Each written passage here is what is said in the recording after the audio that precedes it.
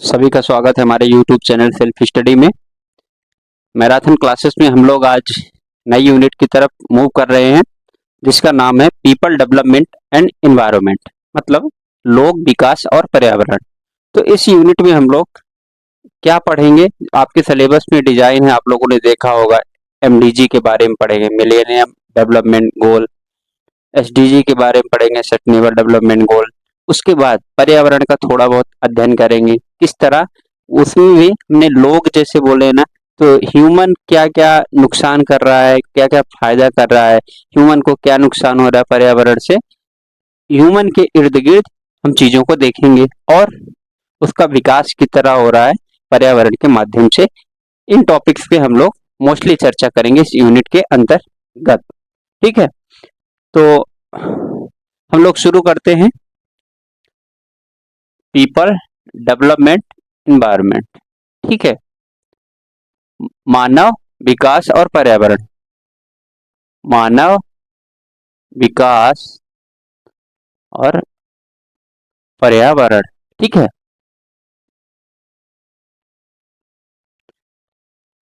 तो इसको शुरू करने से पहले थोड़ा सा हम लोग पर्यावरण की परिभाषा जान लेते हैं। हमेशा से बचपन से पढ़ते आ रहे हैं हम लोग पर्यावरण की परिभाषा, चाहे आप जितने भी बड़े हो जाए पर्यावरण की परिभाषा वही रहे। ठीक है, परि प्लस आवरण। परि का अर्थ है चारों ओर, आवरण मतलब घेरा। ठीक है, तो चारों ओर से जो हमारे घेरे हुए ये आवरण है उसी को पर्यावरण कहा जाता है। पेड़ दिख रहे, पौधे दिख रहे हैं, जल दिख रहा है, वायु दिख रहे हैं, ये सब पर्यावरण का हिस्सा है। ठीक है, तो ये पर्यावरण की बेसिक जानकारी है। उसके बाद हम लोग आते हैं जो आपके यूजीसी नेट में सिलेबस में डिजाइन किया गया है सिलेबस, क्योंकि हमारा मेन अभी एम यही है, बहुत क्विक रिवीजन करना। लास्ट टाइम चल रहा है, हम चाहते हैं कि आधे एक घंटे के अंदर पूरी यूनिट को कवर कर लें। तो शुरुआत करते हैं। तो पहला यूनिट, पहली टॉपिक है आपका, यहाँ से क्वेश्चन आने की संभावना है एमडीजी, मिलेनियम डेवलपमेंट गोल। ठीक है, सह शताब्दी विकास गोल। ठीक है, इसमें बस आपको ये करना है कि इसमें 8 गोल निर्धारित किए गए। इन 8 गोलों को, इन 8 लक्ष्यों को आपको याद रख लेना है बस। तो एमडीजी सन 2000 में संयुक्त राष्ट्र द्वारा न्यूयॉर्क में ये घोषित किए गए हैं और इनका 8 उद्देश्य है कुल मिला के। आपके डेवलपमेंट के लिए, एनवायरनमेंट को भी बचाने के लिए 8 उद्देश्यों के लिए 189 देश ने इसका समर्थन किया है। उसके बाद ये गोल घोषित कर दिए गए सन 2000 में, और 2015 तक इन गोल्स में इन लक्ष्यों को प्राप्त करने का लक्ष्य रखा गया। ठीक है, तो इन 8 गोल्स जो हैं इनको हम लोग देख लेंगे। आपको बहुत ध्यान से सुनना है, हो सके आपके पास अगर पेन पेपर हो तो नोट डाउन कर लीजिए, नहीं तो आप गूगल या फिर नेट करेंगे तो अब 8 की लिस्ट याद रख लेना। पर आपको ऐसे, मुद्दा ये है कि हमको याद होना चाहिए। लिस्ट तो आपके पास बहुत सारा रखा होगा, तो हम लोग ऐसे करते हैं। ठीक है, सबसे पहले याद करते हैं। ठीक है, पहले है गोल भुखमरी तथा गरीबी समाप्त करना। दूसरा है आपका सार्वजनिक प्राथमिक शिक्षा। तीसरा है आपका लिंग समानता तथा महिला सशक्तिकरण। ठीक है, 3 आपको याद हो गए, भुखमरी तथा गरीबी समाप्त करना, सार्वजनिक प्राथमिक शिक्षा देना, तीसरा लिंग समानता एवं महिला सशक्तिकरण। ठीक है, चौथा नंबर का आपका गोल है शिशु मृत्यु दर पर को घटाना। ठीक है, और 5वें नंबर का है मातृत्व स्वास्थ्य को बढ़ावा देना। छठा है एचआईवी एड्स, मलेरिया तथा अन्य बीमारियों से छुटकारा। 3 हमने पहले याद किए थे, 3 अब कौन कौन से याद कर लेंगे? 3 है, पहला शिशु मृत्यु दर को कम करना, अगला है मातृत्व स्वास्थ्य को बढ़ावा देना, छठा है एचआईवी एड्स, मलेरिया तथा अन्य गंभीर बीमारियों से छुटकारा प्राप्त करना, सातवां है आपका पर्यावरण सततता, और 8वां आपका है वैश्विक विकास के लिए संबंध स्थापित। ठीक है, तो एक एक हंगर, हंगर एच से याद कर लेना है। बेसिक एजुकेशन, इसमें आप ई याद कर लीजिए, दूसरा नंबर। तीसरे नंबर पर आप याद कर लीजिए, तीसरा क्या है आपका? सार्वजनिक लिंग समानता तथा महिला सशक्तिकरण, जेंडर इक्वलिटी। ठीक है। चौथा जेंडर इक्वलिटी और महिला, GW याद के लिए, वुमेन एम्पावरमेंट, ठीक है ना, याद रखना है। 3 आपको याद हो गए, HEG, ये आपको बाद में काम आएगा, इस तरह आप याद कर लीजिए, ठीक है। उसके बाद फिर आता है आपका शिशु मृत्यु दर घटाना, चाइल्ड, याद रख लीजिए। 5वें नंबर का आपका क्या है कि वो सार्वजनिक, 5वें नंबर का मातृत्व सुरक्षा, मातृ सुरक्षा में मतलब मदर, याद कर लीजिए। 6ठे नंबर पे क्या है, HIV एड्स, और 7वें और 8वें नंबर को एक साथ याद कर लीजिए। इसमें HDL सतत विकास याद कर लीजिए, और आपका लास्ट जो है वैश्विक विकास, ग्लोबल डेवलपमेंट, ठीक है। ये आपका MDG हुआ। सन 2000 से 2030 तक का यहाँ पर लक्ष्य है, 189 देशों द्वारा UN ने घोषित किया सन 2000 में, ठीक, न्यूयॉर्क में। इतना आपका है, ये 8 के 8 लक्ष्य आप लोग याद रख लीजिएगा, ठीक है।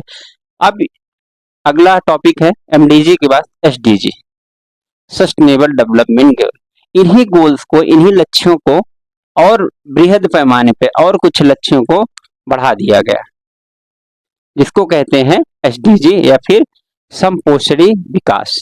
समपोषणी विकास में आपके लक्ष्य की बढ़ोतरी करके 17 लक्ष्य कर दिए गए, इनको आप ध्यान रखिएगा, ठीक है। तो इसमें भी ऐसे ही है, इन्हीं में से निकल के आए हैं, पर इनको पॉइंट को छोटे टुकड़ों में कर दिया गया है। जैसे मैं आपको गिनाता चलता हूं, पहला है आपका नो पॉवर्टी, पॉवर्टी से रिलेटेड है, हिंदी में लिखेंगे आप कि गरीबी की पूर्णता समाप्ति, पहला लक्ष्य है। हाँ, इसके बारे में थोड़ा बेसिक में बता देना चाहता हूँ, ये इसका भी लक्ष्य क्या है, 2030 तक खत्म करना है। संयुक्त राष्ट्र महासभा द्वारा ये घोषित किए गए हैं, ठीक है, सस्टेनेबल डेवलपमेंट गोल 2030, इसके भी लक्ष्य हैं। ये संयुक्त राष्ट्र महासभा, जनरल असेंबली वाला, ये UN द्वारा, संयुक्त राष्ट्र, ठीक है। तो पॉवर्टी को कम करना पहला मतलब, गरीबी को पूर्णतः समाप्त करना। दूसरा नंबर का है गुड हेल्थ, मतलब नहीं सॉरी, भुखमरी की समाप्ति, हंगर वाला है, भुखमरी की समाप्ति। तीसरे नंबर का आपका है अच्छा स्वास्थ्य और जीवन स्तर, गुड हेल्थ एंड वेलबींग, ठीक है। चौथे नंबर का है क्वालिटी एजुकेशन, मतलब गुणवत्तापूर्ण शिक्षा मिलना चाहिए। 5वें नंबर का है लैंगिक समानता, मतलब जेंडर इक्वलिटी। 6ठे नंबर का आपका है क्लीन वाटर एंड सैनिटेशन, मतलब कि साफ और स्वच्छ पानी, साफ पानी और स्वच्छता का, ठीक है। और फिर आपका 7वें नंबर का है सस्ती और स्वच्छ ऊर्जा, मतलब अफोर्डेबल एंड क्लीन एनर्जी। 8वें नंबर का आपका है लक्ष्य है decent work and economic growth, मतलब अच्छा काम और आर्थिक विकास। 9वें नंबर का है इंडस्ट्री इनोवेशन एंड इंफ्रास्ट्रक्चर, ये हमारा लक्ष्य 9वें नंबर का, जिसको हिंदी में कहेंगे उद्योग, नवाचार और बुनियादी ढांचा का विकास करना, ठीक है। 10वां है आपका असमानता में कमी करना, रिड्यूस इन इनइक्वालिटीज, ठीक है। 11 नंबर का है sustainable city, sustainable development city और कम्युनिटी, मतलब टिकाऊ शहर और सामुदायिक विकास। 11 हो गए। 12वें नंबर का है आपका कि जिम्मेदारी के साथ उपभोग, मतलब रिस्पॉन्सिबल कंजप्शन एंड प्रोडक्शन, ठीक है। 13वें नंबर का है आपका क्लाइमेट चेंज, मतलब जलवायु परिवर्तन। और 14वें नंबर का है आपका लाइफ अंडर वाटर, पानी में जीवन स्तर। 15वें में है फिर लाइफ ऑन लैंड, मतलब भूमि में आपका जीवन किस तरह होना चाहिए। 16वां है piece justice and strong, piece justice and strong institution, मतलब शांति और न्याय के लिए मजबूत संगठन बनाना। 17वें नंबर का आपका है पार्टनरशिप फॉर द गोल्स, मतलब लक्ष्य प्राप्ति के लिए समृद्ध साझेदारी, ठीक है। ये आपके 17 तरीके के SDGs गोल हैं। इनको भी आपको ध्यान रखना है और कोशिश ये रखिए, एक बार इसको रिकॉल करने की कोशिश आप अपने से करिएगा। देखिए, गरीबी है, ये रहेगी, मतलब मैं बता रहा हूँ आपको एग्जाम में आएगा तो ये आपका क्लिक हो जाएंगे। गरीबी हो गए, भुखमरी हो गया, स्वच्छ पानी हो गया, स्वच्छ काम करने का हो गया, क्लीन एनर्जी हो गया, अफोर्डेबल रेट हो गया, उसके बाद डिसेंट वर्क प्लेस हो गया, इंफ्रास्ट्रक्चर हो गया, सिटी हो गया, कम्युनिटी हो गया, आपका रिस्पॉन्सिबल उपभोग हो गया, उसके बाद आपका किससे हो गया, life under water, life in land, piece justice इससे संबंधित हो गया, पार्टनरशिप हो गया, इनइक्वालिटीज में कमी हो गई। इस तरह से अच्छे अच्छे जो चीजें हैं वो आपका इसमें आ जाएंगे। ठीक है, एसडीजी सारे 17 गोल है, इनको आप याद कर लीजिए। ठीक है, फिर इसके बाद हम लोग आते हैं ह्यूमन एंड इन्वायरमेंट, मानव और पर्यावरण का क्या संबंध है, आप लोग बहुत अच्छी तरह से जानते हैं। जहां भी आप लोगों को पेड़ दिख जाते हैं तो आप लोग उसको क्या सोचते हैं कि इसको काट दो भाई, ये कहीं बड़ा ना हो जाए और यहाँ पर खेतों पे छाव ना कर दे, हमारे रोड के सामने ना आ जाए, इसलिए इसको पहले ही काट दो। ये आपका संबंध इस समय चल रहा है, आपका मतलब कि एक ह्यूमन का चल रहा है, कभी भी नहीं चाहता है कि वो पेड़ कोई बड़ा हो। मैं सही बताऊं, आज की दुनिया में यही हो गया है, जो बेचारे जितने पेड़ है, जितने जंगल है ना, वो अपने माध्यम से अगर बड़े हो गए तो हो गए। कहीं भी अगर व्यक्ति अगर खुद से लगाना चाहे और उसको बड़ा करना चाहे, बहुत ही जुजवी लोग मिलेंगे, बहुत ही कम लोग मिलेंगे, वो अपने से बड़े हो गए क्योंकि उसमें मानव की नजर नहीं पड़ी। ये बहुत बड़ी एक विडंबना है, खासकर भारत देश के, क्योंकि जबकि पता है, चाहे पता हो चाहे नहीं पता, मैं बता देना चाहता हूँ, उनके माध्यम से ही पानी गिरता है, उनके माध्यम से हमारा टेम्परेचर मेंटेन रहता है, उनके माध्यम से हमको स्वच्छ हवा मिलता है, पेड़ों के माध्यम से ही इस वातावरण में एक टेम्परेचर सेट रहता है। नहीं तो गर्मियों का हाल क्या हो आप सबको मालूम है, गर्मियों में पता चल जाता है खैर पेड़ों की अहमियत। एक आपको उस समय कहते हैं खजूर का पेड़ ना, खजूर का पेड़ भी दिख जाए तो उसके नीचे आप खड़े होने की सोचेंगे। तो पेड़ों को ऐसा नहीं करना चाहिए भाई कि पेड़ अगर दिख जाए तो उनको काटो, खत्म करो, उनको लगाओ, उनको बचाओ, जो है उनको तो बचे रहना। हाँ, विकास पे वो बाधा कर रहे हैं तो उनको वहां से रिप्लेस कर सकते हैं, आप दूसरी जगह लगा सकते हैं। ये नहीं करना है कि नहीं काटे, अगर काटना भी पड़ रहा है तो उनको उसकी जगह आप 2 पेड़ कहीं जाके लगाओ ही लगाओ। ठीक है, तो ये होना चाहिए भावना। हाँ, तो ये मानव और पर्यावरण और मानव का संबंध हम लोग देख रहे थे हालांकि। तो इसमें देखिए, सबसे पहले एक होता है एंथ्रोपोजेनिक, मतलब जातीय क्रियाकलाप। जातीय क्रियाकलाप कौन कर सकता है, ह्यूमन कर सकता है। औद्योगिक विकास, शहरीकरण, ये सब क्या आते हैं, निजातीय क्रियाकलाप एंथ्रोपोजेनिक के अंतर्गत आते हैं। ठीक है, पॉपुलेशन बढ़ रहा है हमारा, ग्लोबलाइजेशन बढ़ रहा है, आर्थिक मंदी हो रही है, केमिकल बेस्ड इंडस्ट्रीज खुल रही है, एनर्जी के साधन बढ़ रहे हैं, ये क्या है, सामाजिक आर्थिक तंत्र है। ठीक है, पर्यावरण में तो सामाजिक आर्थिक तंत्र के अंतर्गत पॉपुलेशन, ग्लोबलाइजेशन, आर्थिक मंदी, केमिकल वेस्ट इंडस्ट्री का खुलना, ये सब सामाजिक आर्थिक तंत्र कहलाते हैं। फिर पर्यावरण तंत्र क्या कहलाते हैं, और पर्यावरण तंत्र क्यों कम हो रहे हैं, या फिर तो उसका रीजन ये है कि जैव विविधता, बायोडाइवर्सिटी वो होता है एक एरिया है, उस जगह पे कितने प्रकार के, कितने अलग अलग लोग रहते हैं। लोग मतलब कि जानवर हो गए, जैसे एक जंगल है, यहाँ पर शेर भी रहेगा, सांप भी रहेगा, भालू भी रहेगा, मंकी भी रहेगा, सब रहेंगे, तो ये विविधता कहलाएगी। वो अपने अपने गुण कर देंगे, यहाँ पे घास भी है, यहाँ पे बड़ा पेड़ भी है, छोटा पेड़ भी है, तो ये एक मेंटेन रहेगा, इसको बायोडाइवर्सिटी कहते हैं, जैव विविधता कहते हैं। ठीक है, तो पर्यावरण तंत्र में नुकसान हो रहा है किसकी वजह से, देखिए हम लोग नुकसान ही तो ज्यादा कर रहे हैं, इसलिए हम लोग नुकसान के बारे में पढ़ेंगे। और क्यों पढ़ेंगे, क्योंकि जिससे वो हम नुकसान ना करें और हम आपको जानकारी दे पाए। ठीक है, तो पर्यावरण में नुकसान हम लोग कर रहे हैं, जैव विविधता की क्षति हो रही है, संसाधन का क्या हो रहा है, अपक्षरण हो रहा है, भूमि उपयोग के बदलाव हो रहा है। ठीक है, पर्यावरण की गुणवत्ता का ह्रास हो रहा है, परितंत्र में सेवाओं की क्षति हो रही है, अवशोषण क्षमता में कमी हो रही है, ये क्यों? पर्यावरण तंत्री ये घटनाएं हैं। फिर हम लोग आते हैं कि आखिर ये पर्यावरण तंत्री घटनाएं हो रही हैं तो इसके लिए जिम्मेदार कौन है? तो सबसे बड़ा जिम्मेदार इंसान ही है। ठीक है। अब हम लोग का यहाँ से पर्यावरण में जो नुकसान हो रहा है, क्यों हो रहा है, किसके माध्यम से हो रहा है, कैसे हो रहा है, हम लोगों ने 3 4 5 पॉइंट देखे। उसके बाद हम लोग आते हैं, अब हम लोग का मेन टॉपिक चालू होते हैं, एमडीजी और एसडीजी हुआ। ठीक है। तो पर्यावरण और प्रभाव, क्या टॉपिक? पर्यावरण और प्रभाव।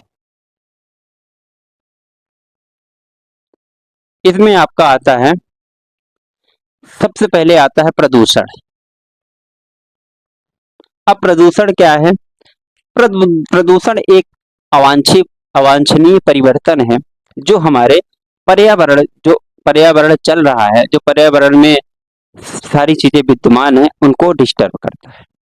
जो भी इसमें हमारे पर्यावरण में क्या है, पानी है अगर, तो पानी है, स्वच्छ पानी है, मिट्टी है तो स्वच्छ मिट्टी है, हवा है तो स्वच्छ हवा है। उनमें एक कंपोजिशन है, नाइट्रोजन, ऑक्सीजन, इन सब गैसों का मिश्रण है। लेकिन जब उसमें एक्स्ट्रा कुछ मिल जाए और वो हमारे स्वास्थ्य के लिए नुकसान करने लगे, हमारे फसलों के लिए नुकसान करने लगे, तो वो प्रदूषण का रूप ले लेता है, उसे भी प्रदूषण हम लोग कहते हैं। इसमें हम लोग मेन प्रदूषण टॉपिक में 4 पढ़ेंगे। वायु पढ़ेंगे, जल प्रदूषण पढ़ेंगे, मृदा पढ़ेंगे। वायु, जल, मृदा ये मेन प्रदूषण है। उसके बाद ध्वनि पढ़ेंगे और अन्य बहुत सारे प्रदूषण हम लोग पढ़ने वाले हैं। क्योंकि लोगों की डिमांड हिंदी है, इसलिए मैं हिंदी में लिख रहा हूँ भाई लोग। ठीक है। Air pollution, water pollution, soil pollution, sound pollution या फिर नॉइस पोल्यूशन और अदर हम लोग जो भी रहेगा उनको देखेंगे। तो सबसे पहले टॉपिक उठाते हैं वायु प्रदूषण की। तो वायु प्रदूषण बहुत अच्छे से आप लोग ध्यान दीजिएगा, इसमें हम लोग क्या क्या टॉपिक चर्चा करने वाले हैं। ठीक है। तो वायु प्रदूषण के कारण कौन कौन से हैं, तो आप लोग नोट डाउन करिएगा कि कारण इसमें देखिए, धुआं स्मोक के कारण होता है, ऑटोमोबाइल से जो चल रहे हैं उनके कारण होता है, इंडस्ट्रियलाइजेशन मतलब औद्योगिकरण हुआ, उनसे चिमनियों से गैस निकल रहे हैं, बहुत ही खतरनाक गैस वो होते हैं, सल्फर निकल रहा है, H2S निकल रहे हैं और बहुत सारे हाइड्रोजन गैस निकल रहे हैं, नाइट्रोजन निकल रहा है। ये बहुत खतरनाक गैस हैं जो आपके शरीर को भी, आपके पर्यावरण को प्रदूषित कर रहे हैं। ठीक है। वायु प्रदूषण में इंडस्ट्रियलाइजेशन कारण हो गया, एग्रीकल्चर खेती किसानी से, आप जैसे धान के खेतों से सबसे ज्यादा मीथेन गैस निकलती है, आप लोग को नहीं मालूम होगा।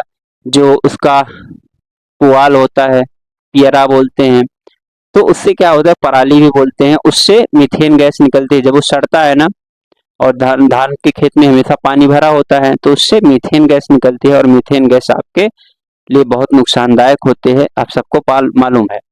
तो उसके आसपास धान के खेतों के पास आप लोग ने ऑलरेडी देखा होगा, गंध आती रहती है, वो मीथेन की गंध रहती है, तो उससे वायु प्रदूषण होता है। पेस्टिसाइड्स और केमिकल्स का हम लोग जब यूज करते हैं, उसके माध्यम से बहुत सारा प्रदूषण होता है, जब केमिकल्स वेपराइज होते हैं और हमारे हवा से उड़ते हैं और पर्यावरण में व्याप्त हो जाते हैं। तो ये कुछ कारण है जो वायु प्रदूषण के कारण है।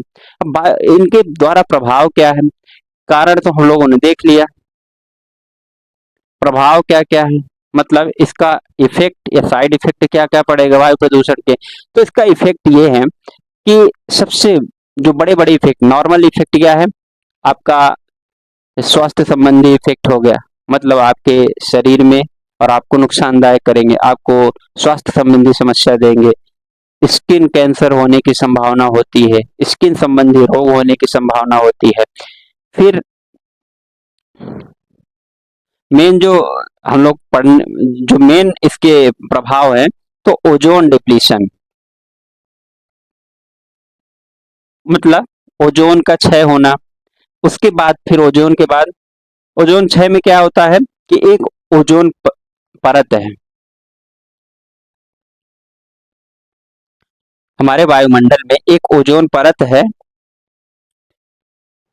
O3, वो अल्ट्रावायलेट रेज जो सन से आती हैं उनको आने से रोकती है, क्योंकि अगर वो अल्ट्रावायलेट रेज इतने फ्रीक्वेंसी के होते हैं कि अगर ह्यूमन के शरीर में अगर पड़ जाएंगे तो कैंसर हो सकता है, स्किन कैंसर हो जाएगा, ठीक है, यूवी रेज। तो ओजोन परत का डिप्लेशन हो रहा है, जिसके कारण ग्लोबल वार्मिंग भी हो रही है। मतलब शरीर, ये मेन कारण खैर नहीं है ग्लोबल वार्मिंग का, ओजोन डिप्लेशन के कारण छिद्र हो रहा है, जिसकी वजह से आपका यूवी रेज एंटर कर पा रही, ठीक है। ओजोन डिप्लेशन के बाद एक और प्रोसेस होती है समस्या, एसिड रेन। तो एसिड रेन क्या है? अम्ल वर्षा। अम्ल वर्षा में बेसिकली होता क्या है कि सल्फर और नाइट्रोजन, बारिश किसके साथ होगी? H2O। H2O मतलब पानी, एसिड रेन समझिएगा, H2O है मतलब पानी है, ये सल्फर और नाइट्रोजन के साथ रिएक्शन कर लेगा, तो सल्फ्यूरिक एसिड और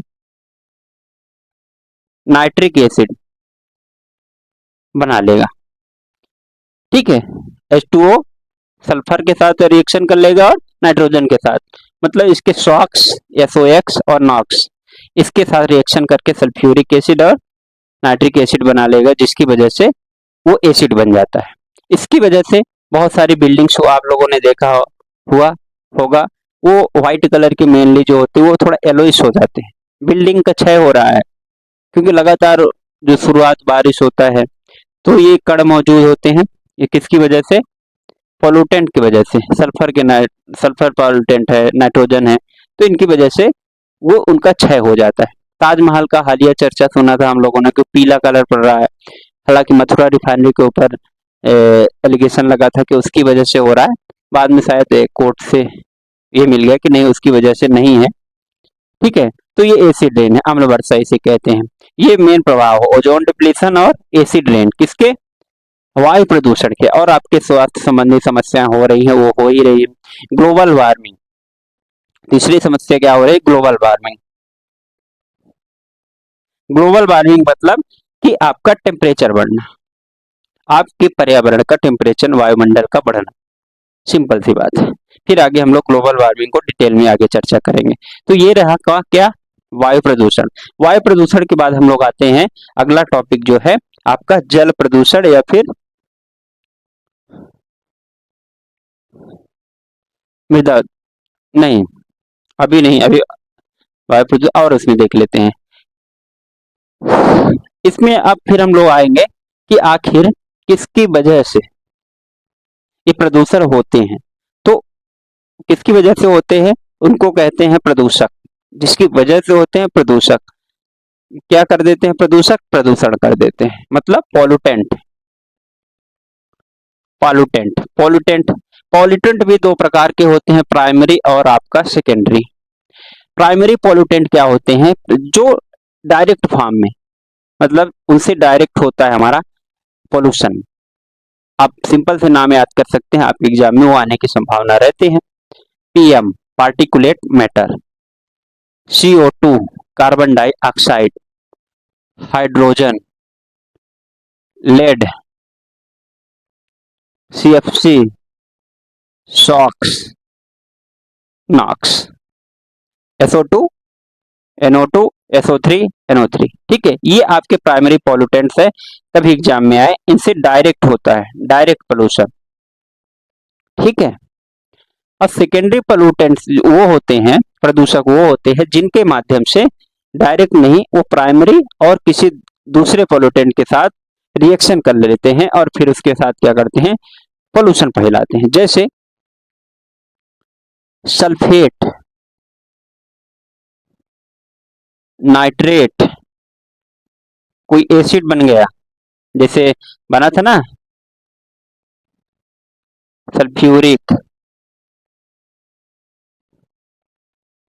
नाइट्रिक, ठीक है। तो सल्फेट, नाइट्रेट, एसिड, उसके बाद SO3 हुआ ये, फिर उसके बाद आपका स्मोक, स्मोक फॉर्म, ये ये आपके क्या कहलाए, सेकेंडरी पॉल्यूशन, पॉल्यूटेंट। तो पॉल्यूटेंट जिनके माध्यम से पॉल्यूशन फैलता है, तो इनका आप नाम याद रख लीजिए, हो सके तो स्क्रीनशॉट ले सकते हैं, आपके एग्जामिनेशन में आने की संभावना इसकी बहुत ज्यादा है। ठीक है, दो घटनाएं हैं एयर पॉल्यूशन से रिलेटेड, लंदन स्मोक और आपका लॉस एंजलबर्ग, लॉस एंजलबर्ग एक्सीडेंट। ये इन घटनाओं को बस आपको नाम याद रख लेना है, बाकी आप इसके बारे में पढ़ सकते हैं। ठीक है, अब पोल्यूशन के क्या प्रभाव हो सकते हैं, क्या प्रभाव होने का मतलब कि आपके शरीर को क्या नुकसान कर सकते हैं, कौन कौन से पॉल्यूटेंट आपके शरीर के को कैसे नुकसान करते हैं, ये जानना जरूरी है, क्योंकि हमारा मेन मुद्दा क्या है इस टॉपिक को पढ़ने का, लोग, विकास, पीपल और पर्यावरण। ठीक है, लोगों के साथ कैसे इसका संबंध है। फिर हम लोग देखते हैं जैसे कि कौन कौन से पॉल्यूटेंट एक तरफ हम लोग देखेंगे और वो पॉल्यूटेंट आपके क्या नुकसान करते हैं। जैसे CO, कार्बन मोनोऑक्साइड, ये क्या करेगा आपका CO, ये आपके ब्लड जो हीमोग्लोबिन में ना ब्लड में दिक्कत करेगा, हीमोग्लोबिन में मिलके ये बहुत खतरनाक हो जाता है। ये कहाँ से निकलता है, वाहनों से निकलता है। ठीक है, क्लोरीन, क्लोरीन आपका आई, आंख, नाक, कान, यहाँ समस्या करेगा।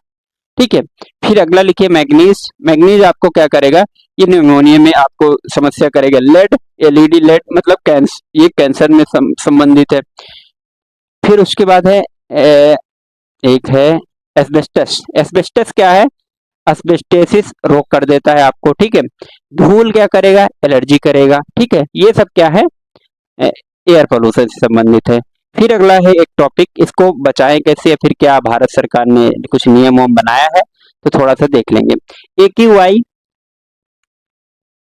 AQI, AQI क्या है, एयर क्वालिटी इंडेक्स। ठीक है, air quality index full form है, तो एयर क्वालिटी इंडेक्स को 6 वर्गों में डिसाइड किया गया है।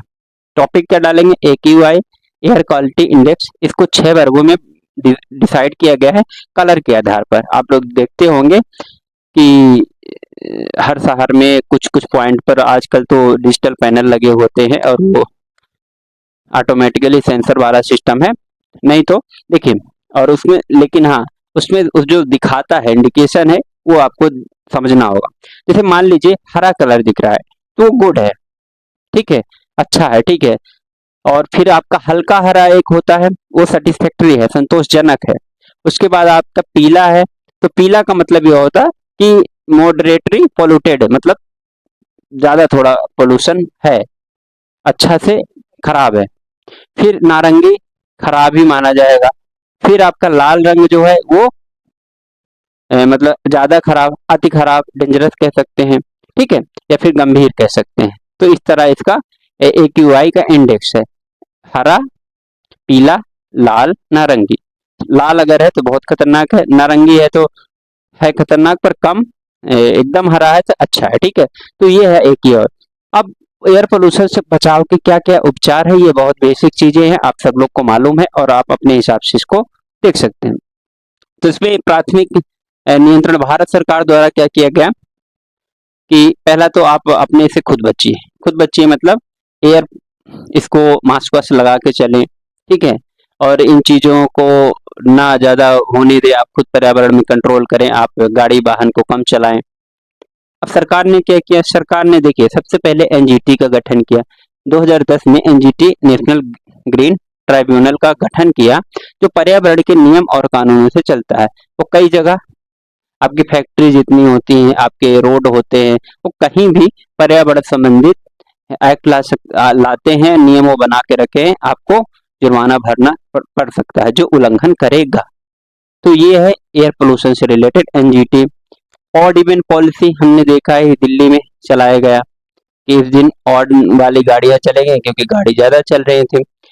फॉरेस्टेशन आप करिए, मतलब ज्यादा से ज्यादा पौधे लगाएं, ये आपके खुद के बचाव के ऊपर है। ठीक है, सरकार बीच बीच में बहुत सारी योजनाएं लाती रहते हैं, पर आप अगर खुद जागरूक नहीं होंगे तो चाहे सरकार जितना आपका नियम ला दे, कानून ला देंगे, आप उल्लंघन करते रहेंगे, फाइन भरते रहेंगे, लेकिन पर्यावरण को नहीं बचाएंगे। तो आपकी ये बेसिक जिम्मेदारी बनती है कि आप पर्यावरण को बचाएं और खुद को उससे बचाएं। ठीक है, फिर आता है अगला टॉपिक, ध्वनि प्रदूषण।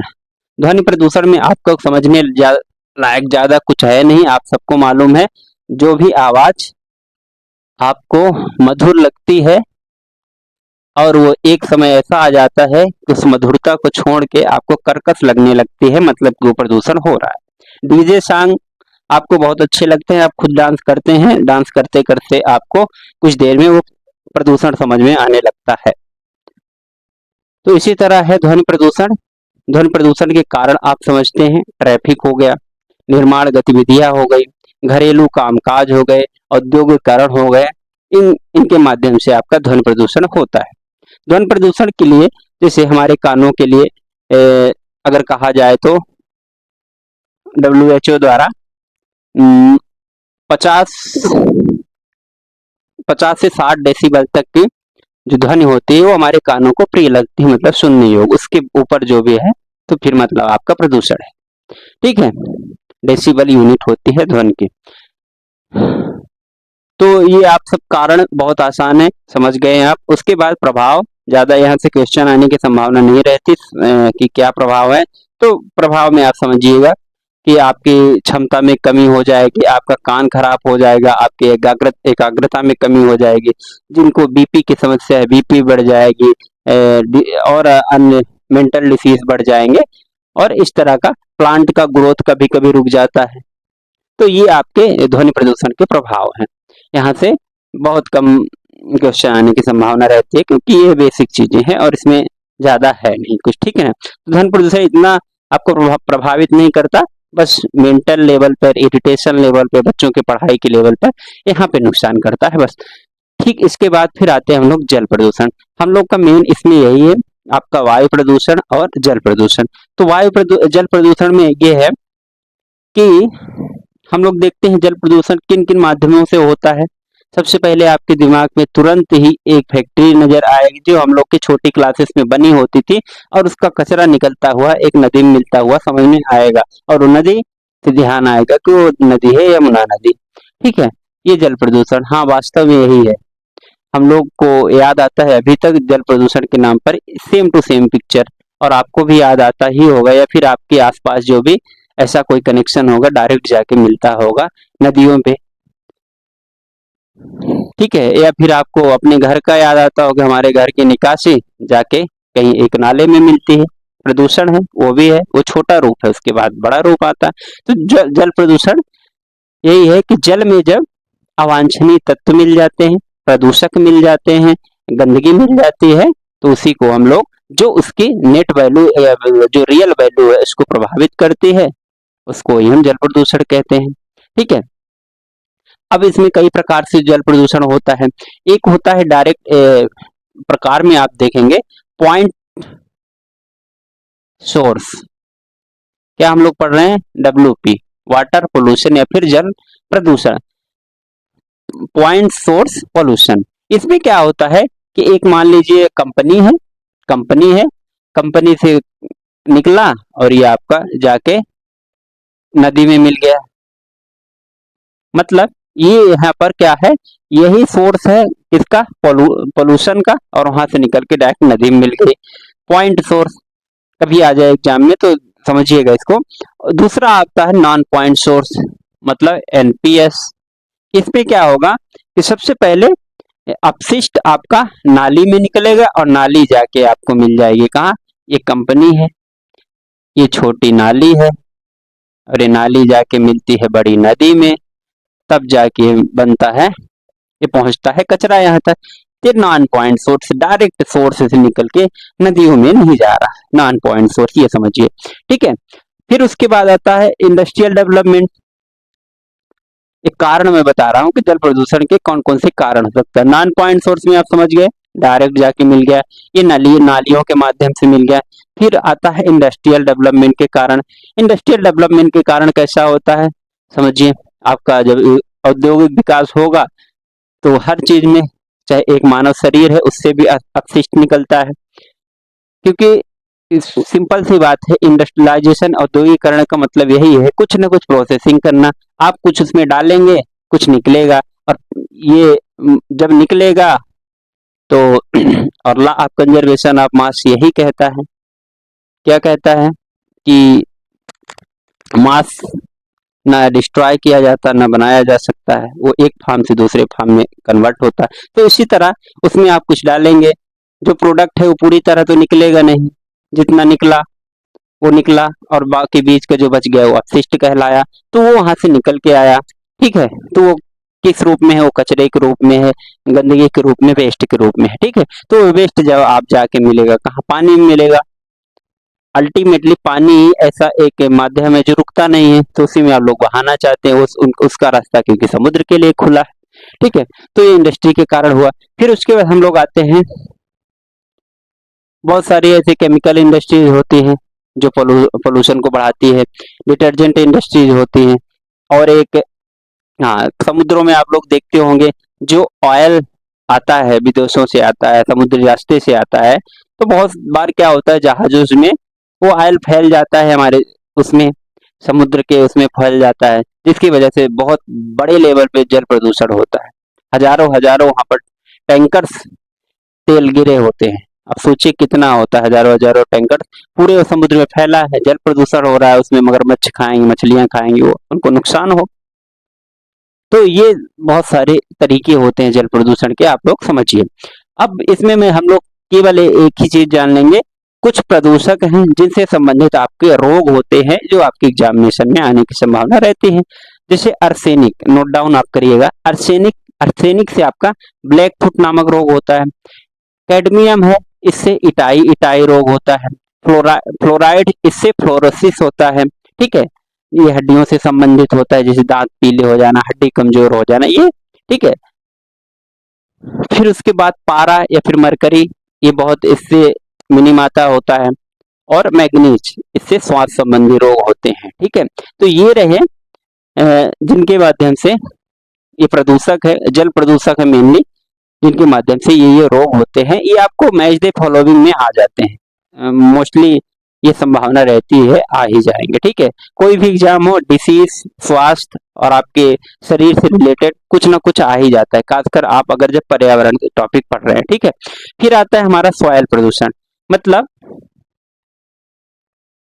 सॉइल पोल्यूशन या फिर मृदा प्रदूषण। अब मृदा प्रदूषण में बस इतना ही है कि जो हमारी मिट्टी है, मिट्टी को खराब करना, क्षय करना, उसकी ओरिजिनल वैल्यू को घटाना, उसमें जो मिनरल्स है, उसमें जो न्यूट्रिएंट वैल्यू है उसको कम करना, ठीक है। उसको ऊसर बनाना, बंजर बनाना, किसके माध्यम से हो रहा है? सबसे ज्यादा आजकल आप लोग देख ही रहे हैं, लोग ट्रकों में, ट्रालियों में भरे खाद लिए जा रहे हैं, केमिकल से लिए जा रहे हैं, उनको पता नहीं है पर डाले जा रहे हैं। उनको ये नहीं मालूम कितनी वैल्यू में हमको डालना है, तो डालना है, बस डाल देंगे पेड़ बढ़ जाएगा। ये नहीं मालूम है कि अगले साल के लिए वो जमीन खराब हो रही, लोगों को अनुमान ही नहीं, खराब हो रही। कभी कभी तो हमने ये भी देखा है कि वो उपज नहीं आ रही है, लेकिन तब भी डाले जा रहे हैं क्या, खाद। उनको ये क्या पता कि वो मिट्टी खत्म हो चुकी है। उसके लिए आपको फिर से उसको मिट्टी को अच्छे से जुताई करना पड़ेगा, गहराई तक जोतना पड़ेगा। ये बहुत सारी समस्याएं हैं लोगों के पास अवेयरनेस ना होने से। तो मिट्टी किन किन माध्यमों से खराब हो रही है? सबसे पहला कारण फर्टिलाइजर और केमिकल्स का बहुत ज्यादा इस्तेमाल करना, पेस्टिसाइड, कीटनाशकों का उपयोग करना, ठीक है। इंडस्ट्री का ड्रेन, कई बार आप लोगों ने देखा होगा कि जहां उद्योग होते हैं ना, उसके आसपास फसल बिल्कुल कम होती है। मैं बहुत नजदीक से देखा हूँ इस चीज को कि आसपास के अगर 2-3 किलोमीटर में की फसल की कलर अलग ही होता है, उसके बाद दूर जहाँ रहेंगे उसका अलग ही रहेगा। तो इंडस्ट्री का जो वेस्टेज जाता है, उसकी गैसेस होती है, उसके कुछ ना कुछ अपशिष्ट जाता रहता है, जिसके माध्यम से वो फसल खराब होती है। फसल क्या खराब होती है? मिट्टी खराब हो जाती है, ठीक है। तो ये मिट्टी में प्रदूषण इस तरह हो गया। फिर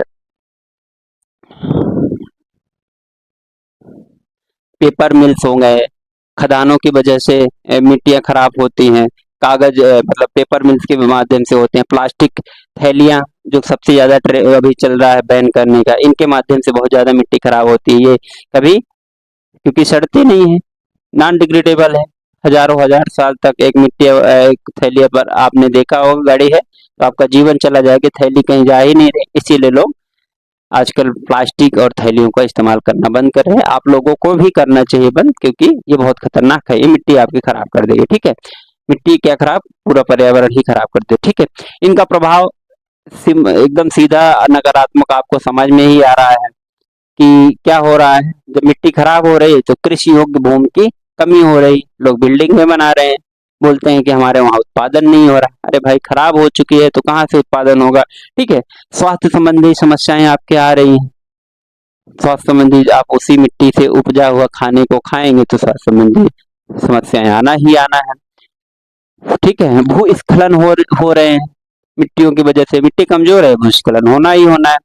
जल प्रदूषण, आज ये सब सारी समस्याएं हो रही हैं। अब हम लोग आते हैं, ये तो 3-4 प्रदूषण रहे हैं आपका।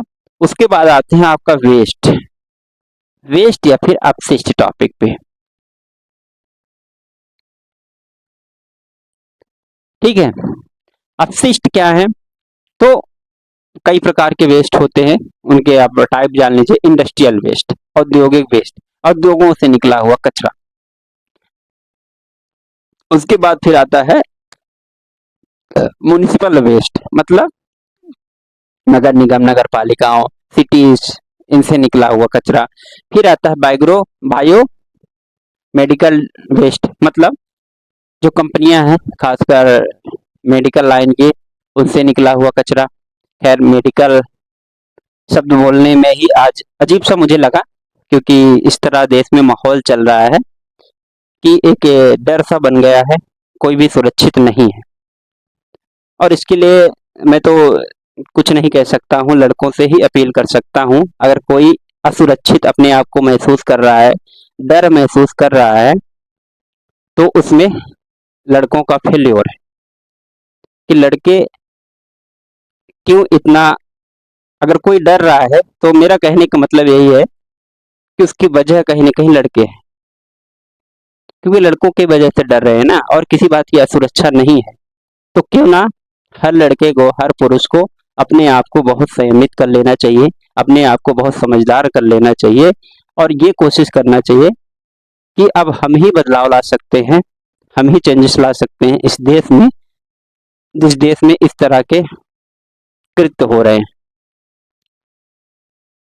हमारे ही बदनामी हो रही है, तो हम क्यों ना सुधर जाए।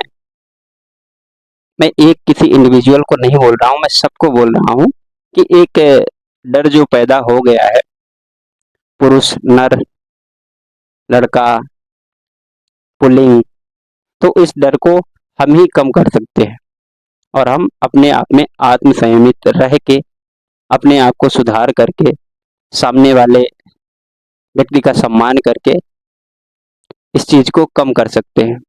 और मैं उससे ज्यादा कुछ नहीं कह सकता हूँ, मैं केवल यही कह सकता हूँ सबसे, खुद हर इंसान को अपने आप में सुधार कर लेना चाहिए, खासकर जिस वर्ग से डर बना हुआ है लोगों में।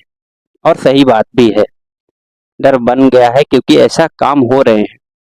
ठीक है, और उस काम को करने वाले कौन है, तो इस संसार में दो ही प्राणी है, पुरुष, स्त्री।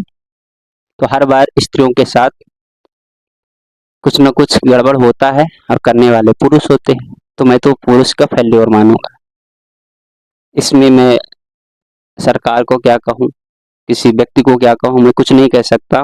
मैं सिर्फ या खुद को, जिसके द्वारा ये गलत हो रहा है, वो आदमी सुधर जाए, चाहे मैं हूँ, चाहे आप हो, चाहे एक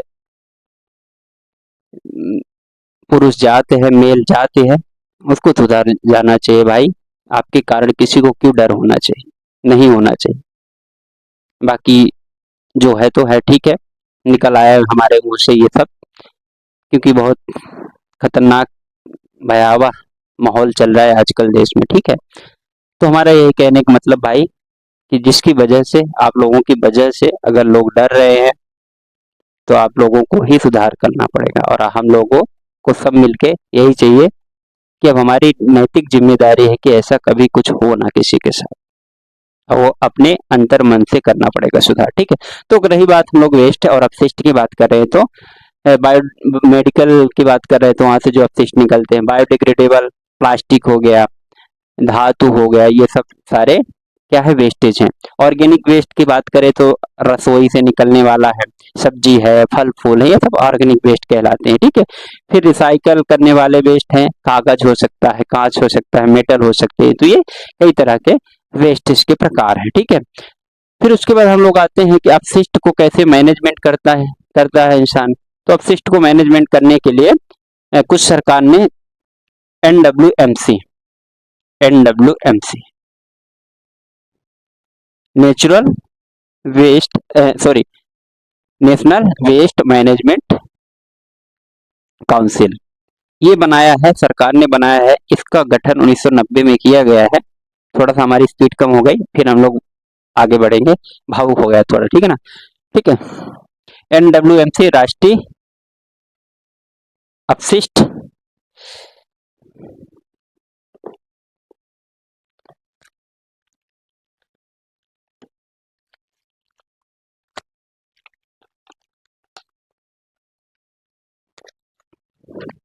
सॉरी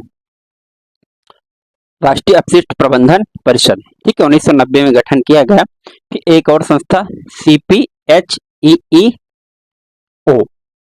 इसका मतलब है central public health environment and engineering organisation, इसका भी गठन किया गया है सॉलिड वेस्ट मैनेजमेंट करने के लिए, ठीक है।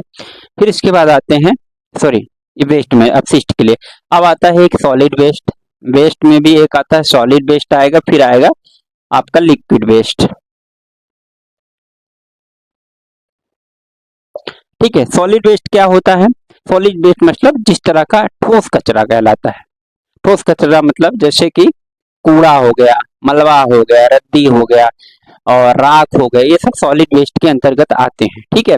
जैसे एक डाटा मिला है कि 960 tonne solid waste per year India से निकलता है। ओ भाई, कितना बड़ा डाटा है, आप समझ लीजिए, ठीक है। ये सब आप लोग जानते हैं। फिर उसके बाद लिक्विड वेस्ट, लिक्विड वेस्ट में यही है सॉलिड, कि जो लिक्विड वेस्ट होते हैं, सॉलिड वेस्ट को थोड़ा सा मैनेजमेंट कर लेते हैं। सॉलिड वेस्ट मैनेजमेंट करने के लिए क्या करना चाहिए, तो इसके लिए कंपोस्टिंग यूनिट्स लगाना चाहिए। जो भी वेस्ट निकलता है उसे खाद, उसको खाद बना दीजिए, गड्ढा बना दीजिए, उसके अंदर बेंगलोर विधि, इंदौर विधि होती हैं। तो जो सॉलिड वेस्ट होते हैं उनको आप दबवा दीजिए, अपने आप सड़ेंगे।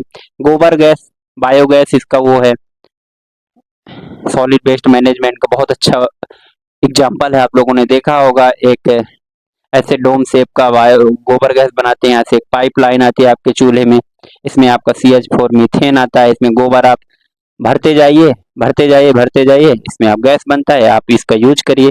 ये बहुत अच्छा सॉलिड वेस्ट मैनेजमेंट का तरीका निकल के आया है बायोगैस का, ठीक है। फिर उसके बाद आता है पायरोलिसिस।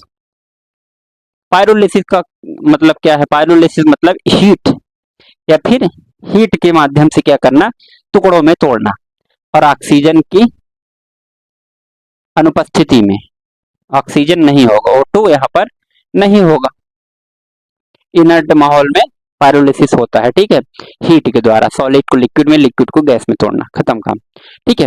फिर वो किसके बाद आता है, रिसाइकल। सॉलिड वेस्ट मैनेजमेंट हम लोग बात करते हैं, रिसाइकल की बात करते हैं।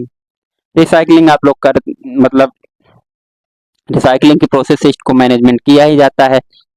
एक बार यूज किए, रिसाइकल कर लिए, दोबारा यूज कर सकते हैं। हम लोग जैसे देखते हैं टेबल, चेयर, कुर्सी, ये सब कुछ बनता है एक बार, ये रिसाइकल के द्वारा ही बनता है, इसीलिए तो कमजोर होता है, ठीक है। सॉलिड वेस्ट मैनेजमेंट में इतनी बातें करेंगे, ठीक है। 4R का आप लोग सॉलिड सॉलिड वेस्ट मैनेजमेंट में कर सकते हैं। 4R का मतलब recycle, reuse, reduce recycle, reuse, reduce, recycle, recover, recover. एक 5 आर में आ गया है तो एक और रेनफोर्समेंट 5, ये कभी आ जाए तो आप लोग इसको देख लीजिएगा। फिर आते हैं हम लोग लिक्विड वेस्ट में। लिक्विड वेस्ट में कुछ नहीं है, तेल हो गया, ग्रीस हो गया, कीचड़ हो गया, इन सब लोग को इनको वो क्या करना, मैनेज करना। ये सॉलिड लिक्विड वेस्ट में आएगा, लिक्विड वेस्ट मैनेजमेंट में आएगा। कैसे होता है? इंडस्ट्रियल वेस्ट होता है। लिक्विड वेस्ट कहाँ कहाँ से आ सकता है? इंडस्ट्री से आ सकता है, एक आपका आ सकता है किचन से। ठीक है, इंडस्ट्री से दो प्रकार के यहाँ पर जल निकलते हैं, एक काला, एक भूरा, ब्लैक बोलते हैं, और एक को बोलते हैं ब्राउन। दो तरीके से जल निकल सकते हैं। ठीक है, काला मतलब आप समझ जाएंगे बहुत ज्यादा गंदा होगा, भूरा मतलब थोड़ा सा उससे कम गंदा हो। किचन से आपका दो तरीके से जल निकलता है, लिक्विड वेस्ट निकलता है, जिसको कहते हैं एक किचन से क्या कहें, घरेलू स्तर पर कहें, घरेलू स्तर पर एक किचन से निकलता है और एक आप निकलेगा बाथरूम से। बस ये समझने की बातें हैं थोड़ा थोड़ा। अब समझिएगा कि इसको वेस्ट मैनेजमेंट को इसको करते कैसे, लिक्विड वेस्ट मैनेजमेंट के लिए क्या करते हैं, ये इंपॉर्टेंट है। तो 4 चीजें आप लोग यहाँ पर नोट डाउन करिए। सॉक पिट बनवाएंगे। सॉक पिट क्या होता है? सोखता गड्ढा जिसको बोलते हैं। ठीक है, सॉक पिट।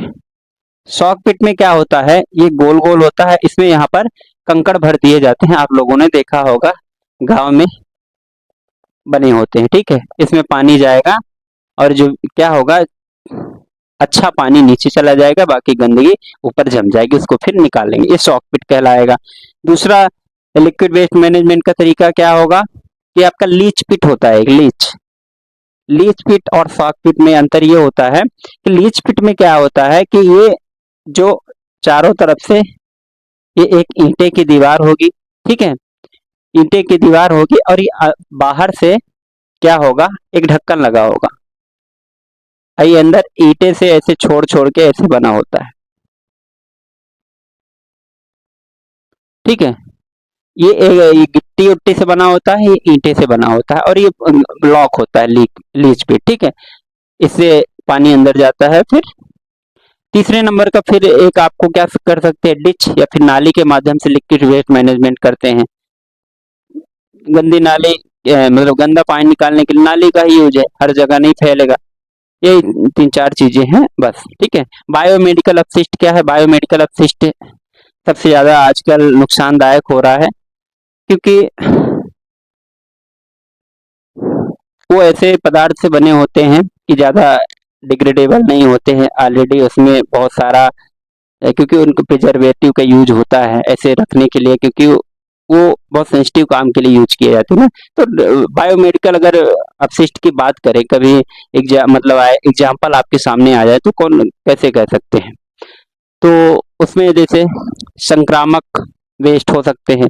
संक्रामक वेस्ट में जैसे लैब की बोतल हो गई, सर्जरी के कुछ कुछ तत्व हो गए, पैथोलॉजिकल वेस्ट हो गए। पैथोलॉजिकल वेस्ट जैसे मान लीजिए कहीं ऑपरेशन हो तो कुछ अंग रह गए, कुछ मांस का टुकड़ा हो गया, टिश्यू हो गया, ब्लड हो गया, ये पैथोलॉजिकल वेस्ट के अंतर्गत आते हैं, सब बायोमेडिकल अपशिष्ट हैं। ठीक है, फार्मास्यूटिकल में क्या आएंगे, दवाइयाँ होंगे, सिरेंज होंगे, बोटल्स होंगे। ठीक है, रेडियो एक्टिव ये खतरनाक है, अल्फा बीटा गामा, क्योंकि वहां पर होता है ना एक्सरे वगैरह सब, तो ये खतरनाक चीजें हैं, ये सब बायोमेडिकल के अंतर्गत आते हैं। इलेक्ट्रॉनिक वेस्ट लास्ट आपका आता है, ये थोड़ा ज्यादा लंबा टॉपिक हो गया आपका, वेस्ट अपशिष्ट, बट कोई बात नहीं चलेगा क्योंकि हम लोग को पढ़ना ही है। इलेक्ट्रॉनिक वेस्ट क्या होते हैं?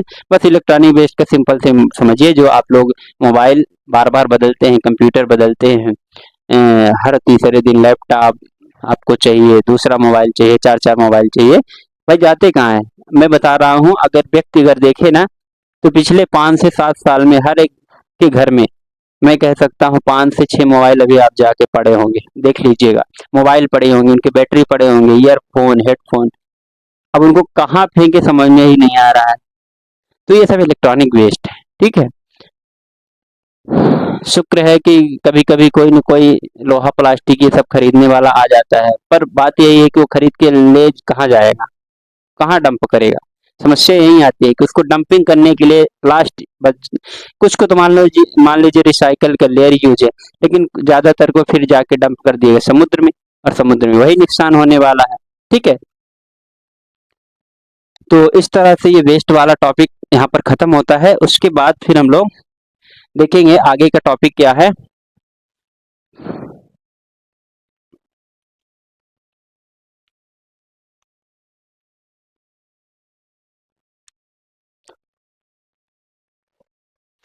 आगे आता है आपका टॉपिक नेचुरल डिजास्टर, मतलब प्राकृतिक आपदा। नेचुरल डिजास्टर, अब नेचुरल डिजास्टर क्या है, प्राकृतिक आपदा क्या है, जो प्रकृति द्वारा आपदाएं आती हैं जिसमें हमारे मानव का कंट्रोल नहीं होता, मानव का कोई रोल नहीं होता। जैसे अर्थक्वेक हो गया आपका। चलिए हम लोग कुछ कुछ नेचुरल डिजास्टर की बात ही कर लेंगे। पहला है आपका अर्थक्वेक।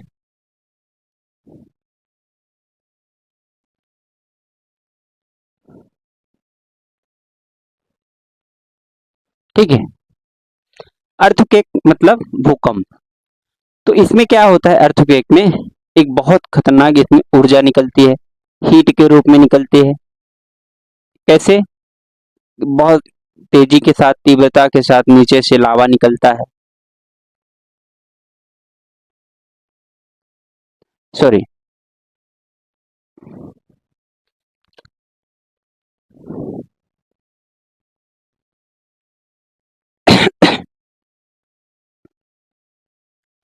अर्थक्वेक में बहुत तेजी से ऊर्जा निकलती है। यहाँ पर सबसे ज्यादा अर्थक्वेक की तीव्रता अगर देखी जाए तो एपी सेंटर से पता चलता है। ठीक है ना, एपी सेंटर से पता चलता है अर्थक्वेक की तीव्रता। भूकंप आप लोगों ने देखा ही होगा, बहुत भयंकर तरीके से जमीन हिलने लगता है। ठीक है, जब जमीन हिलने लगता है तो उसमें बहुत सारी समस्याएं आ जाती हैं। समस्याएं आप लोग को पता है, जमीन, बड़ी बड़ी बिल्डिंगें गिर जाती हैं, बहुत सारा खतरनाक होता है। और इसमें क्या होता है, दो तीन तरह के जोन होते हैं, उसको आप समझना पड़ेगा। जोन 2 कम खतरे वाले को कहते हैं, जोन 3 थोड़ा और कम खतरा, जोन 4 थोड़ा और ज्यादा, जोन 5 जो है ना सबसे ज्यादा खतरनाक होता है। जम्मू कश्मीर, भारत में अगर देखा जाए तो जम्मू कश्मीर, उत्तराखंड और हिमाचल और दिल्ली में अर्थक्वेक इस तरह के आते हैं। मापन की प्रणालियां क्या रहती हैं अर्थक्वेक की, तो अर्थक्वेक की रिक्टर स्केल। ठीक है, रिक्टर स्केल में क्या होता है, 1 से 10 तक उसमें गिनती लिखी रहती है, ये आपको जानना जरूरी है। मार्केली स्केल क्या होता है, कितने पावर से आया है वो सब लिखा होता है उसमें। ठीक है, अब फिर ये अर्थक्वेक है। अर्थक्वेक को क्या कहते हैं, भूकंप, मतलब जमीन का कांपना, सिंपल सी बात है। उसके बाद आपका है अगला टी सुनामी।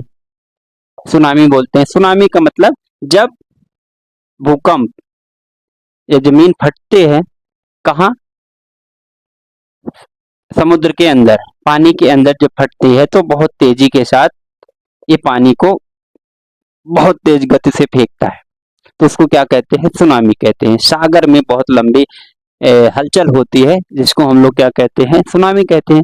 और नीचे क्या आता है,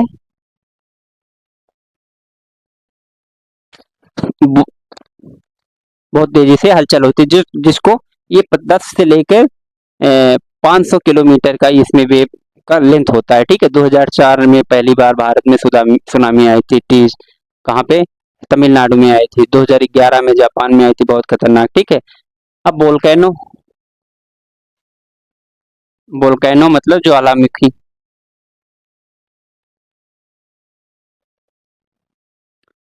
वोल्केनो मतलब कि ज्वालामुखी होता है। तो इसमें क्या होता है, बहुत तेजी से साथ लावा फटता है, उससे क्या बोलते हैं, जमीन के बाहर लावा निकलता है। लावा निकलता है जिसके माध्यम से वहाँ की बहुत सारा एनर्जी निकलता है, बहुत सारा हीट निकलता है वहाँ पर, फिर जनजीवन प्रभावित हो जाता है। ठीक है ना, लावा के माध्यम से। जैसे बहुत सारे वॉल्कने हैं, एक्टिव वॉल्कने हैं, और एक आपका डोरमेंट वोल्केनो है। जैसे सक्रिय ज्वालामुखी के प्रकार अगर कभी आए तो बैरल द्वीप हो गया, एटना हो गया इटली में, स्ट्राम्बोली हो गया। ठीक है ना, इस तरह प्रसुप्त ज्वालामुखी ये चुपचाप पड़े रहते हैं, कभी बीच में कभी फटते हैं, मतलब चुपचाप ऐसे रहेंगे, कभी फटे तो फटे। और सक्रिय वाले क्या होंगे कि हमेशा चलते ही रहते हैं, हमेशा उजलता रहता है, लावा फेंकता रहते हैं, जिस तरह अनार का दाना फेंकता है, ठीक है। अर्थक्वेक भूकंप किन कारणों से होता है कि अंदर जो प्लेटें हैं ना वो जब खिसक जाती हैं तो आंतरिक डिसबैलेंस के कारण हमारी पृथ्वी इधर उधर डोलन आ जाता है, भूकंप आ जाता है, मतलब डोलन आ जाता है। मैंने शायद कुछ देर पहले यहाँ पर फट जाता बोला था, नहीं वो वोल्केनो होता है यार, निकल गया थोड़ा, बता देना कुछ देर पहले भावुक हो गया था, ठीक ना। तो वोल्केनो या फिर ज्वालामुखी लावा फटता है, उसमें आपका अंदर जो प्लेट्स होती हैं अपने पृथ्वी के अंदर, उसके हलचल के कारण वो अर्थक्वेक आता है, ठीक है।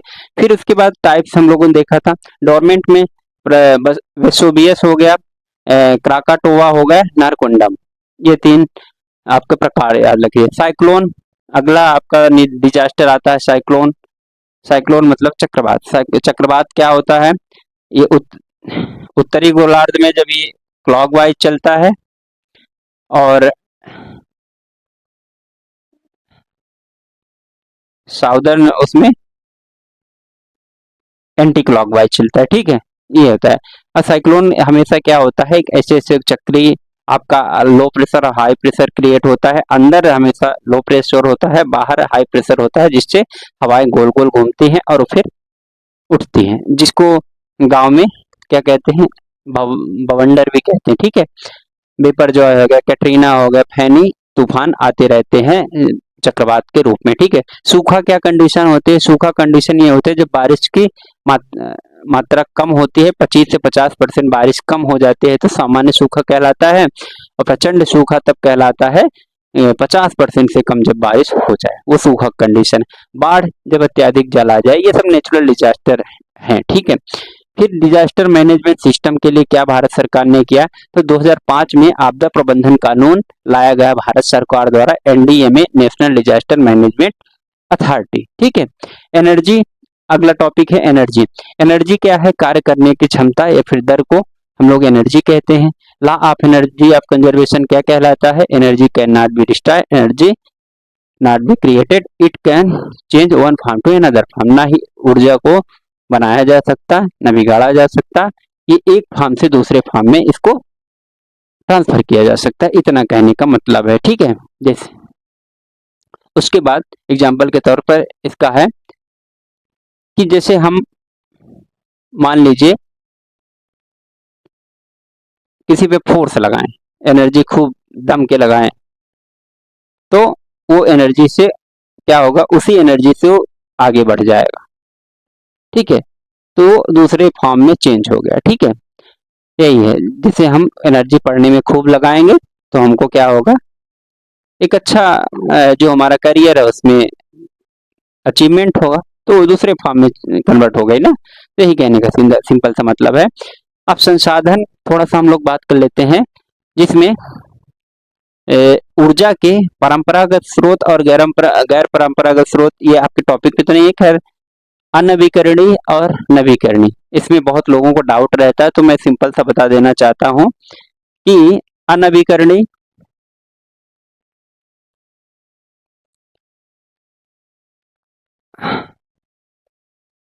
अनवीकरणीय और नवीकरणीय, नॉन रिन्यूएबल, रिन्यूएबल, ठीक है। इसमें अंतर क्या होता है, इनके थोड़े से हम लोग लिस्ट जान लेंगे, ठीक है। तो ऊर्जा के संसाधन में बहुत सारे हैं आपके, कोयला है, पेट्रोल है, सोलर एनर्जी है, भूतापी ऊर्जा है, महासागरीय ऊर्जा है, समुद्री ऊर्जा है, परमाणु है, तो ये सब किस में आते हैं। तो अनवीकरणीय ऊर्जा वो ऊर्जा होती है जहां पर हम लोग, जब जिनके स्रोत क्या है, संसाधन सीमित है, मतलब कुछ समय में वो लोग वो खत्म हो जाएंगे। जैसे कोयला हो गया, हमेशा आप यूज नहीं कर सकते, एक सीमित लिमिटेड है, वो कभी खत्म हो सकते हैं। पेट्रोल हो सकता है, नेचुरल गैस हो सकता है, परमाणु गैस हो सकता है, सेल गैस हो सकता है, इनकी क्या है, संसाधन सीमित हैं। और इसी क्रम में अगर नवीकरणीय की बात करें तो वो संसाधन है जो कभी खत्म नहीं होने वाले। जैसे सूर्य हो गया, विंड एनर्जी हो गया, हवा हो गया, जल ऊर्जा हो गया, मतलब जल विद्युत हो गया, पानी का, बायोगैस हो गया, भूतापी ऊर्जा हो गया, ज्वारी ऊर्जा हो गया, समुद्री ऊर्जा हो गया, ये सब नवीकरणीय ऊर्जा में आता है। समझने के लिए आप इसमें सोलर याद रखिए, इसमें पेट्रोल और कोयला को याद रखिए, तो आपको याद रहेगा। अंतर यही है कि ये सीमित सीमित है, ये असीमित है। एक पॉइंट और कि परंपरागत स्रोत कौन है और गैर परंपरागत स्रोत कौन होते हैं। तो गैर परंपरागत स्रोत वो होते हैं जो नवीकरणीय होते हैं। अब समझिए क्या है, जिनका इस्तेमाल हम हमेशा से करते आ रहे हैं, तो उनको हम परंपरागत स्रोत के, ट्रेडिशनल रिसोर्सेज के अंतर्गत जानते हैं। जैसे कोयले का इस्तेमाल कर रहे हैं, पेट्रोल का यूज कर रहे हैं हम लोग, नेचुरल गैस का यूज कर रहे हैं, और जो खत्म होने वाले हैं। जिन स्रोतों का, जिन संसाधनों का यूज करना अब हम सीखे नए नए जमाने पे, तो वो गैर परंपरागत कहलाते हैं। जैसे सोलर सोलर आपने पैनल कब देखे थे? पहले नहीं होते थे ना, अब हुए हैं, तो गैर परंपरागत है। न्यूक्लियर अब हम लोग लगा रहे हैं क्या? भूतापी ऊर्जा का इस्तेमाल अब कर रहे हैं। पवन चक्की अब नए नए जमाने पे लगा है, पहले नहीं लगाते थे, पहले इन्हीं से चलता था परंपरागत स्रोत में। ठीक है, परंपरागत स्रोत वही है जो पहले से चले आ रहे हैं। ठीक है, इसमें कंफ्यूजन नहीं हो। गैर परंपरागत स्रोत ज्यादा अच्छे होते हैं क्योंकि इसमें प्रदूषण की चांसेस कम होता है, इसीलिए इलेक्ट्रिक बाइक आजकल यूज लोग कर रहे हैं, कोयले वाला नहीं कर रहे हैं। तो ये हुआ अनवीकरणीय और नवीकरणीय, गैर परंपरागत, परंपरागत। ठीक है, फिर उसके बाद आता है थोड़ा न्यूक्लियर फिजन और nuclear fusion. Nuclear fission, nuclear fusion, इसको संलयन बोलते हैं, इसको विखंडन बोलते हैं। ठीक है, तो विखंडन में क्या होता है, इसमें भी थोड़ा थोड़ा अंतर समझ लीजिएगा कि इसमें एक बड़ा हैवी न्यूक्लियाई होगा, न्यूट्रॉन की इसमें बम्बार्डिंग होगी और ये छोटे छोटे भागों में टूट जाएगा, ऐसे समझिए। अब संलयन में क्या होगा, ये छोटे छोटे दो तत्व हो गए, ये जुड़ के आपस में एक बड़ा सा न्यूक्लियाई बना लेंगे, खत्म बात। इसमें जैसे ड्यूटेरियम और ट्रिटियम ये मिलके बन जाता है हीलियम। ठीक है, ये हाइड्रोजन के दोनों वो है ना आइसोटॉप्स। इसमें एक मान लीजिए बड़ा सा कोई एटम है, जैसे मान लीजिए न्यूट्रॉन है, ये टूट के बन गया किसमें, यूरेनियम 235, यूरेनियम 236। ठीक है, फिर इसमें भी न्यूट्रॉन की बम्बार्डिंग होगी तो ये बन जाएंगे जैसे क्रिप्टॉन, बेरियम, इस तरह से। ठीक ना, तो इसमें न्यूक्लियाई हैवी होती है, छोटे उसमें टूटते हैं। इसमें इसमें सन से जो एनर्जी आती है, सन की ऊर्जा, ये फ्यूजन का क्या है, एग्जाम्पल है। और ये क्या है, ये आपका एटम बम जो बनते हैं उसका एग्जाम्पल है। ठीक है, क्लास थोड़ी सी लंबी हो रही, अब हम लोग बहुत जल्दी जल्दी करने की कोशिश करेंगे। ये लय नहीं बन रहा है आज, पता नहीं का है।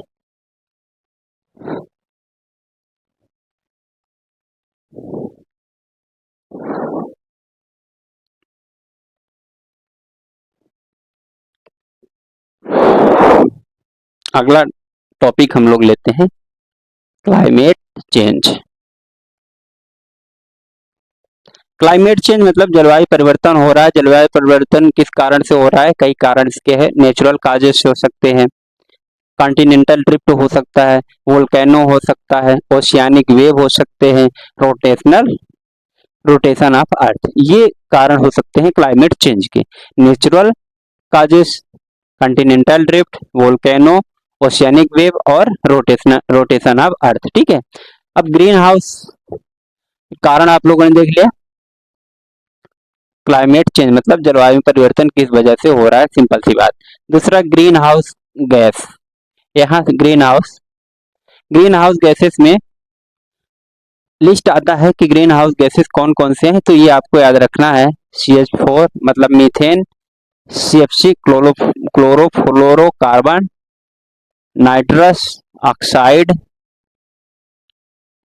TROUS नाइट्रस ऑक्साइड, ठीक है, methane, CFC nitrous oxide, ozone, SO2, water vapour. ये डायरेक्ट यहाँ सवाल आता है, कौन में से हरित क्या बोलते हैं, हरित पौधा ग्रीन हाउस गैसेस कहते हैं, ये समझिए। ठीक है,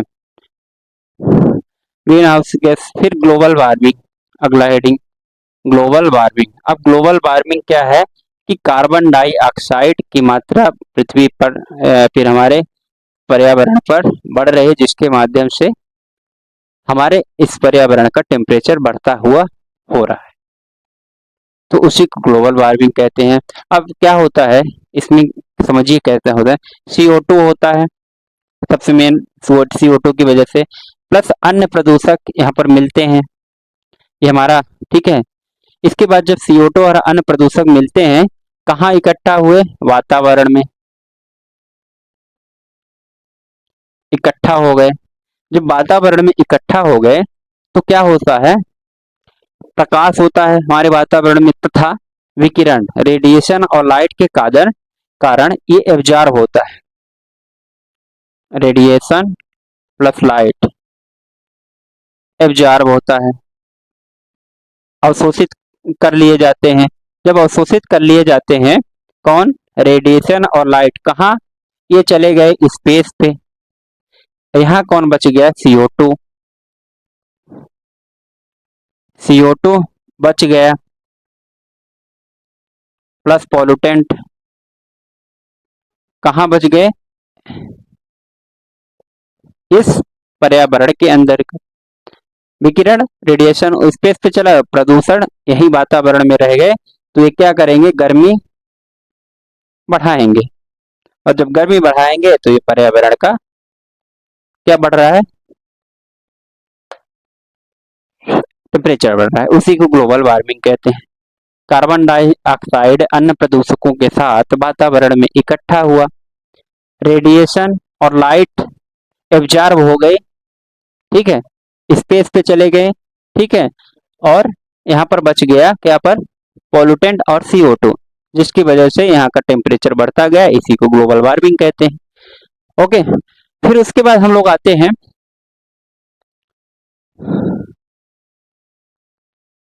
लेयर्स, लेयर्स ऑफ एटमॉस्फेयर। ये आपको याद करने की जरूरत होती है थोड़ा सा, इसमें आप याद कर लीजिए। सबसे बाहर होता है आपका exosphere, ionosphere, mesosphere, stratosphere, troposphere. क्षोभ मंडल, समताप मंडल, मध्य मंडल, आयन मंडल और बहिर्मंडल। ठीक है, बहिर्मंडल सबसे ऊपर होता है आपका, सबसे ज्यादा ऊंचाई दूर पे होता है, सबसे ज्यादा दूरी पे होता है। यहाँ पर एग्जाम में आता है, हीलियम गैस पाई जाती है, इनर्ट गैसेस जो भी पाई जाती है, आर्गन और हीलियम गैस यहीं पे पाई जाती है, ठीक है।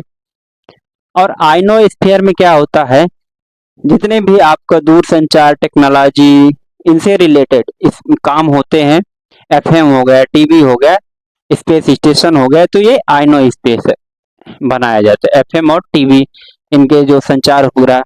मीजोस्फीयर का ज्यादा कुछ रोल नहीं। स्ट्रेटोस्फीयर मतलब समताप मंडल, इसमें क्या होता है, जो हमारे हवाई जहाज होते हैं, वायुयान वगैरह होते हैं वो कहाँ उड़ते हैं? स्ट्रेटोस्फीयर पे। एग्जाम में बहुत आता है वायुयान। यहाँ पर ओजोन गैस भी पाई जाती, ओजोन परत भी इसी उसमें है। ट्रोपोस्फीयर में आपको सारी घटनाएं होती है, बादल, मौसम, वर्षा, ये सब यहाँ पर होता है। ठीक है।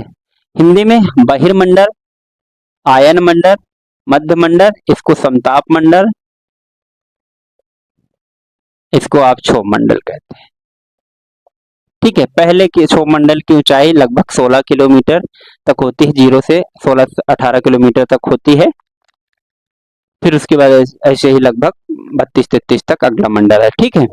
फिर हम लोग आते हैं, एक और समस्या है किसमें, क्लाइमेट चेंज में, कोरल ब्लीचिंग काफी चर्चा में रहता है। कोरल ब्लीचिंग, तो कोरल ब्लीचिंग क्या है? कोरल मतलब मूंगा।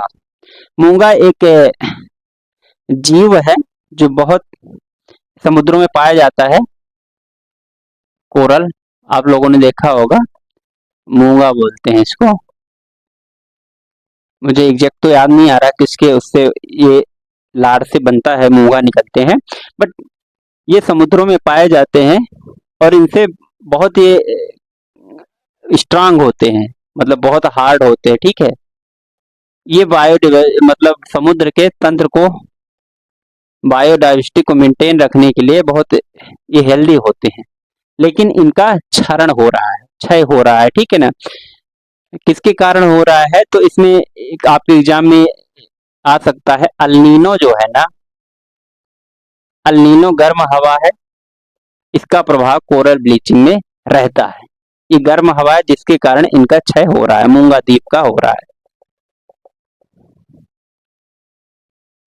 ठीक है। मतलब प्रवाल जो भित्ति है, प्रवाल का नुकसान हो रहा है किसके? अल्नीनो। ठीक है। ये ऐसे जैसे शंख होते हैं ना, उसी तरह समझिए आप वहां पे होते हैं। ये कोरल समुद्रों में पाया जाता है। फिर आता है जैव विविधता और कन्वेंशन। जैव विविधता तथा कन्वेंशन लास्ट टॉपिक पे हम लोग जा रहे हैं। कहाँ कहाँ और कब कब हुए हैं, तो ये आप नोट डाउन करेंगे। जैसे नाम पहला है 1992। 1992 में रियो डी जेनेरियो में हुआ था पृथ्वी सम्मेलन। 1992 रियो डी जेनेरियो पृथ्वी सम्मेलन के नाम से जाना जाता है, आप लोग लिखेंगे। ठीक है। दूसरा आपका होगा कार्टियना प्रोटोकॉल। कार्टियना प्रोटोकॉल 2001 से संबंधित है। ये जैव सुरक्षा से संबंधित है, जैव सुरक्षा को सुनिश्चित करने के लिए। नगोया प्रोटोकॉल संबंधित है, 2010 में बना, संयुक्त राष्ट्र द्वारा बनाया गया। ठीक है। अंतरराष्ट्रीय ट्रीटी हुई इसमें। क्योटो प्रोटोकॉल जलवायु परिवर्तन से संबंधित है। ठीक है। क्योटो क्योटो जलवायु परिवर्तन। नगोया बताया हमने। ठीक है। जापान में क्योटो, कहाँ पे है? क्योटो जापान में है। किससे संबंधित है ये? ग्रीन हाउस गैस को कम करना, जलवायु परिवर्तन के ही अंतर्गत। रियो समिट कब हुआ? 1992, वही है आपका पृथ्वी सम्मेलन।